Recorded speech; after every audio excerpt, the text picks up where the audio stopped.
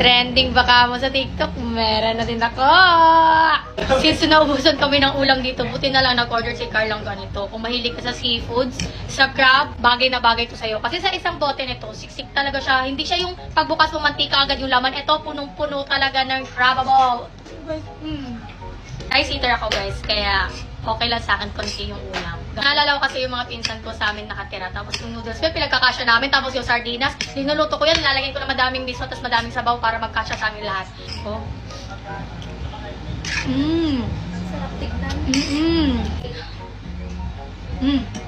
Ang sarap kasi maanghang. Kumain ka sa maanghang, naku be. Panalo. Laki na pisnika. Wala akong tatahimta. Sarap. Siksik sa laman.